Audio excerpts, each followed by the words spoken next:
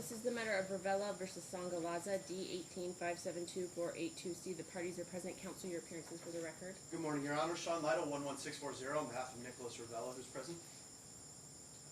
Good morning. Everybody have a seat. We were just here on Wednesday. Let me give a procedural history since Wednesday.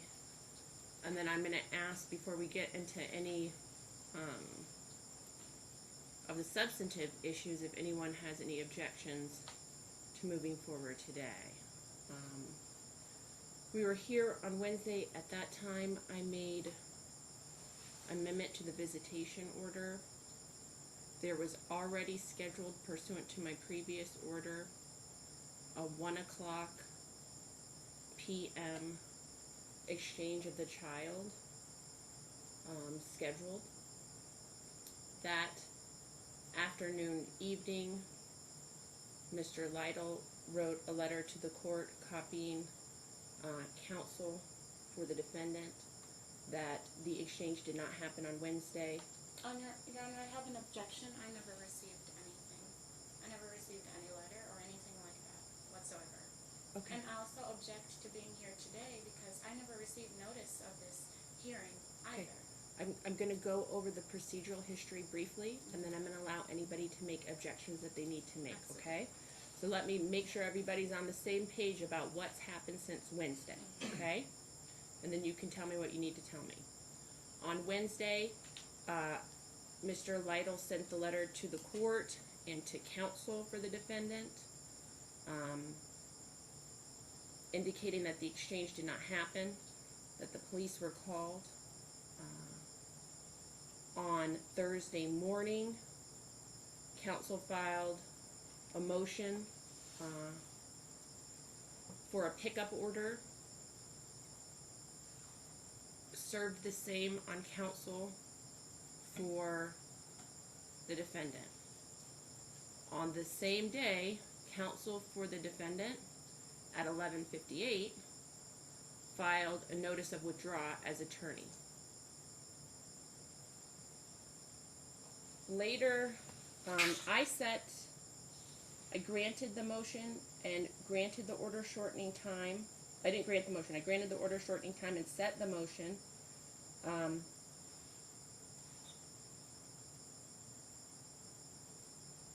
going to tell you the exact time. At 12:32. On January 31st is when the clerk's office created that hearing. At 1:28, the defendant filed an affidavit requesting the recusal of the court. The rule requires that affidavit seeking disqualification happened 3 days before the next hearing. So I know a lot has happened in the last 3 days. So tell me what your objections are, what your request is, before we even get into what's going on about the administrative procedural process at this point. Go ahead, Mamie. Yes, so my first objection is for us even being here today, less than 24 hours notice. Less than 24 hours, there was already a court date for today. I didn't receive any notice whatsoever. I also object to the claim that a letter was sent to my attorney, my prior attorney, because I spoke with him as well.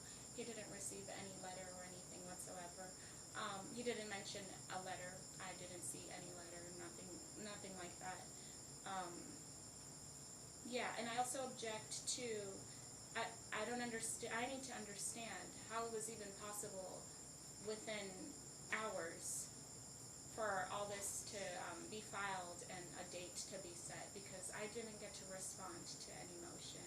I didn't have that chance, and then I don't even have a chance to get to have an attorney to represent me here. Okay. Anything else? That's it. So what's your request specifically about how we proceed? That today be canceled and either canceled or moved to a later date, so that What later date would allow you enough time to file an opposition, get a lawyer, those things that you were concerned about? At least a month. 1 month? Mhm. 30 days? At least 30 days. 30 to 60 days, I'm going to say. 30 to 60 days? All right. Anything else you want to tell me, Mom? No, that's it. Counsel. So, we're here on a motion for a pickup order. What gave rise to the motion for a pickup order was not only a violation of the orders made in court on Wednesday, but frankly, a violation of orders that were made months ago, subject to a parenting plan that has been entered into this case. That all happened before there was a withdrawal of counsel, before there was any affidavit suggesting impropriety. All of that occurred months ago, that schedule. So in terms of whether the pickup order I have is an objection, Your Honor. if I may. warranted at this Hold on. I'm time. going to let him speak because he didn't interrupt you. Once he's done speaking, I'll give you another opportunity to talk, but just don't interrupt him. Go ahead. The pickup order needs to be entered today on the basis of the fact that even before we came into court on Wednesday morning, there was an exchange scheduled at 1 o'clock.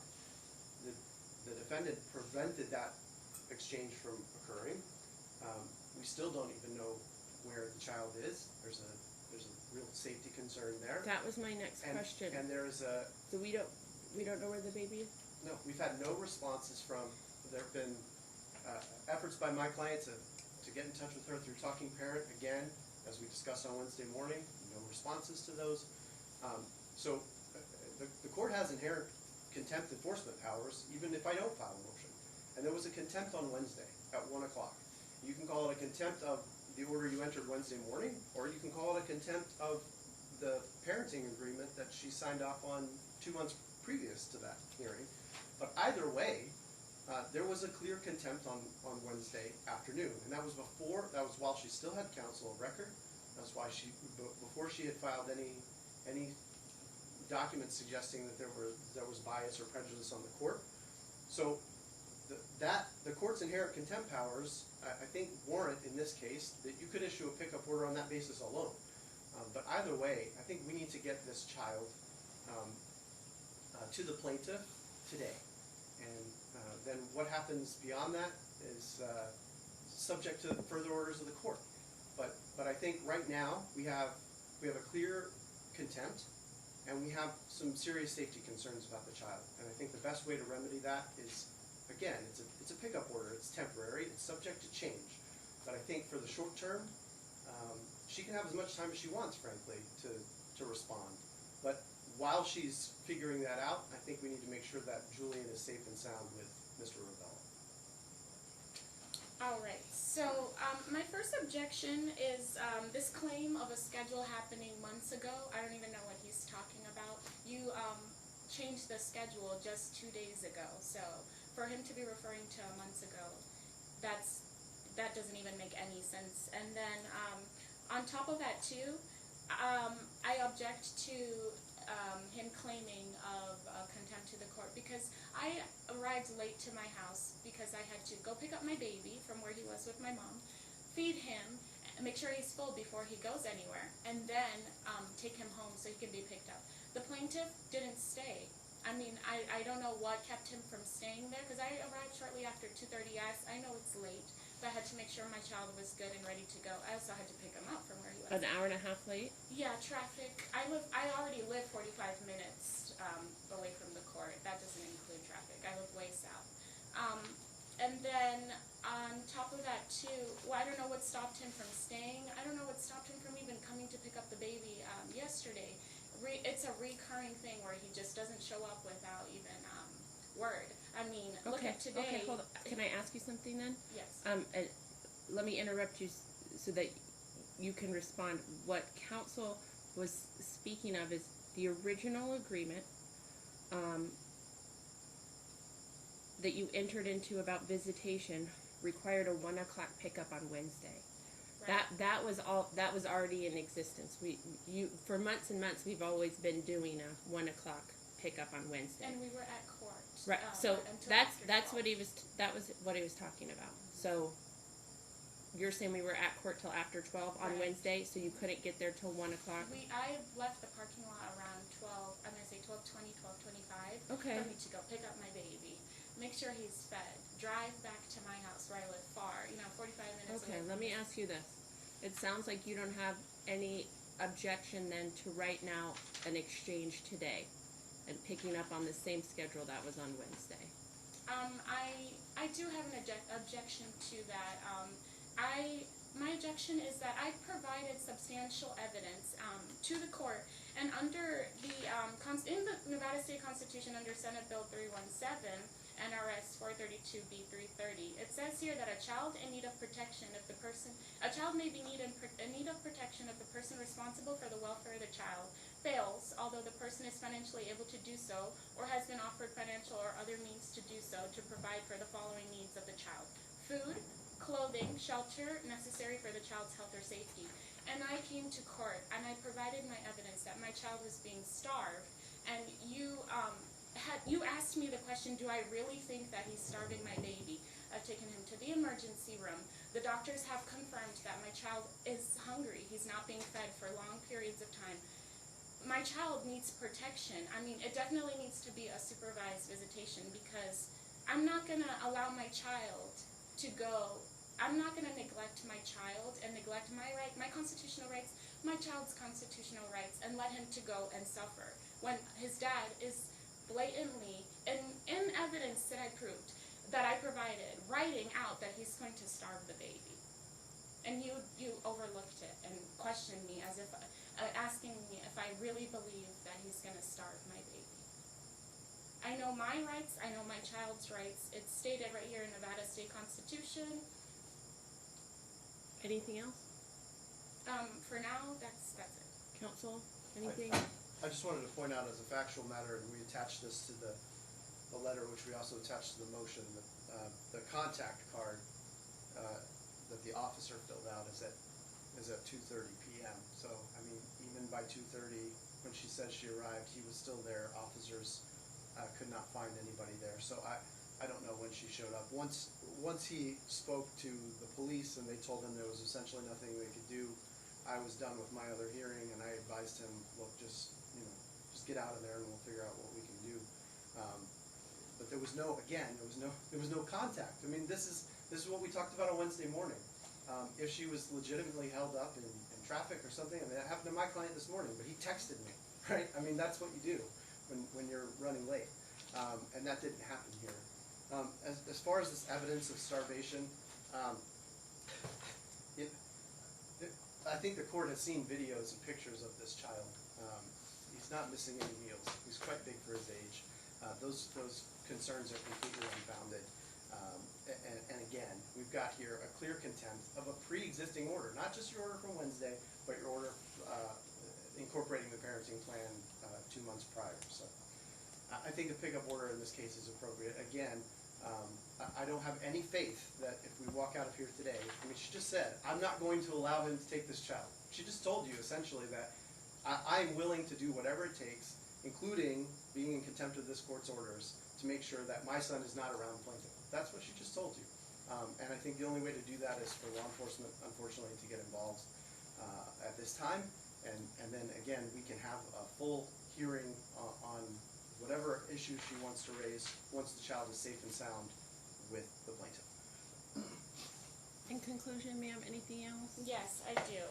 So I object to what he said. He has the nerve to say my child is quite big for his age, as if he knows my child. So justifying that it's okay for my child to go hungry when he's with his dad. It's okay for him not to be fed.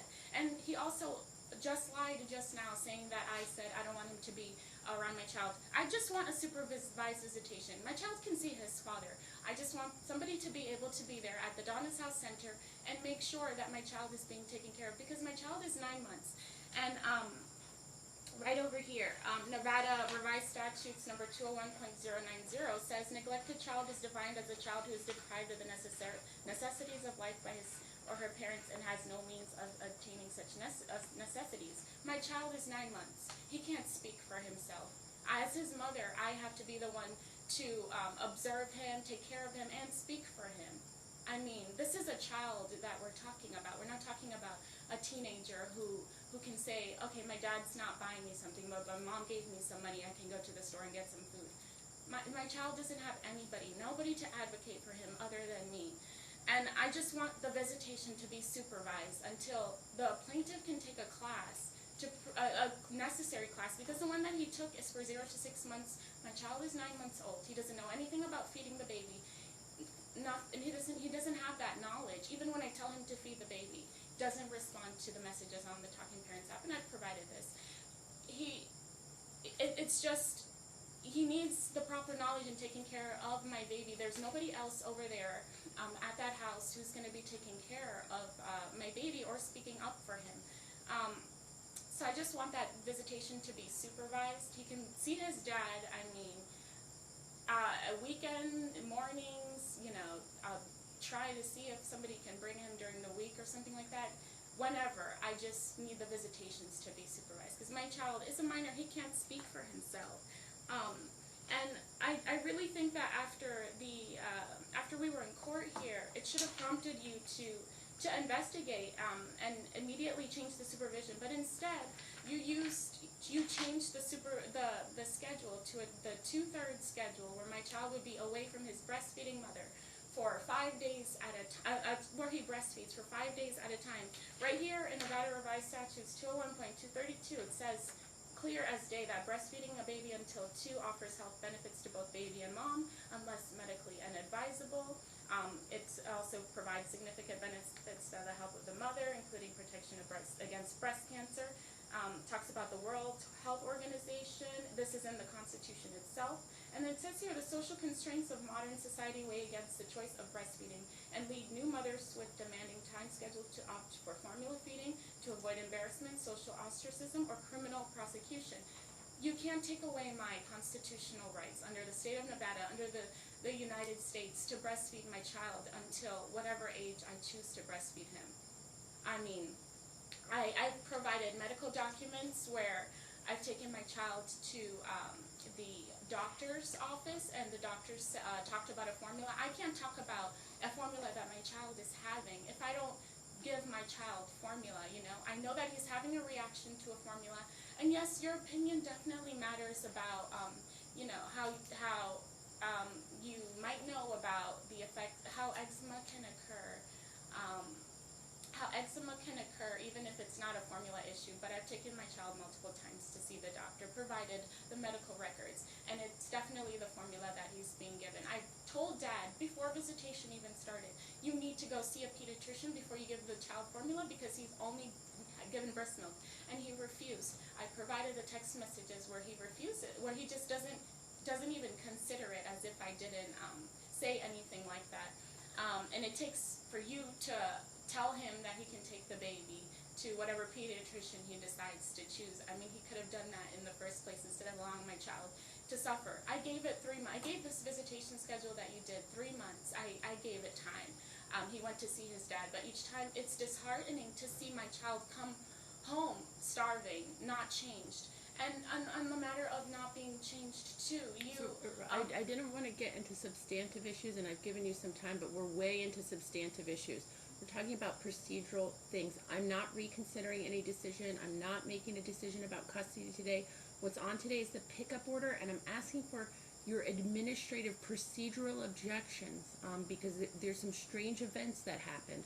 And so I'm asking for those objections, whether we're going to go forward with that hearing today or whether I'm going to continue it. So I don't want you to waste too much of your time getting back into revisiting these visitation issues. I'm sorry, can you say that again? Remember at the outset when I said we were going to talk about procedural issues first. Procedural means the way things kind of happened in this case. A lot has happened in last 2 or 3 days. Right. So before I even hear that motion for a pickup order, what I wanted to hear from you was your objections. You asked me for 30 to 60 more days. You indicated that you don't want to conduct an exchange now, that you're not going to conduct the exchange now. I would prefer not to, but if I have to, if it's the order.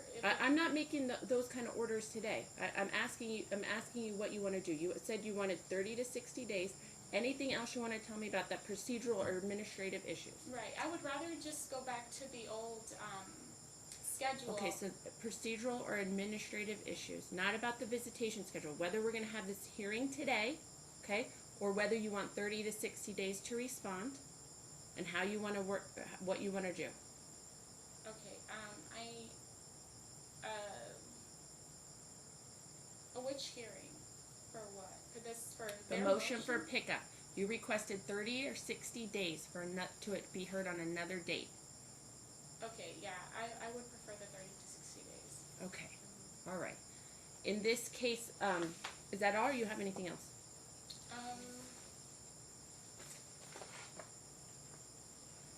Let me just.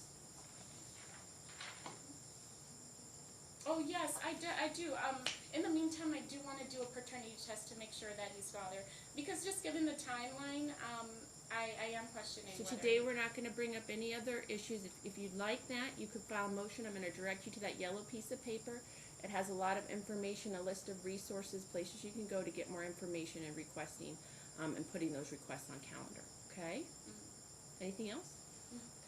All right. This is an interesting course of events over the last 3 days. The affidavit for disqualification was filed 1 hour after I set the hearing in this case.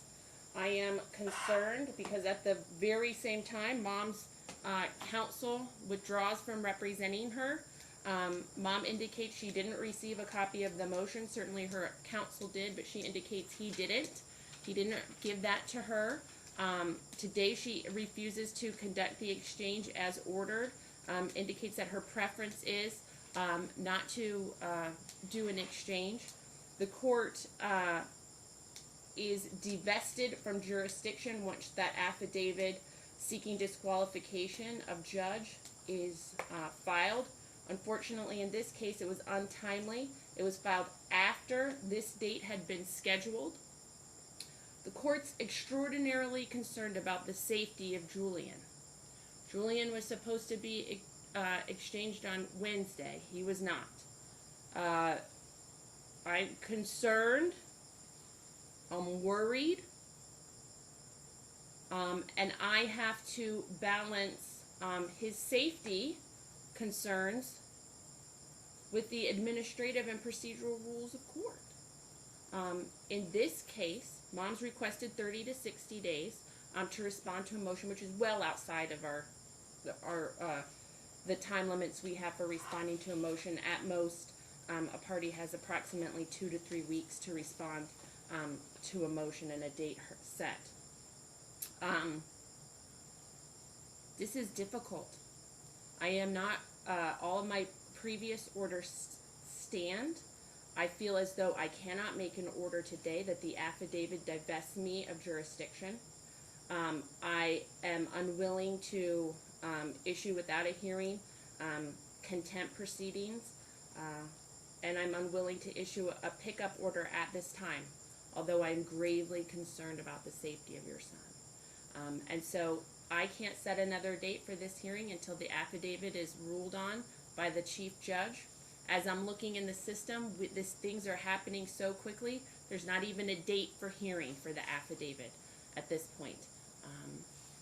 And so I caution everybody. I'm real worried. I'm real worried. There is an opportunity to fix this today, and we can't do that. And so we await the chief judge's order, unfortunately. Thank you. All rise.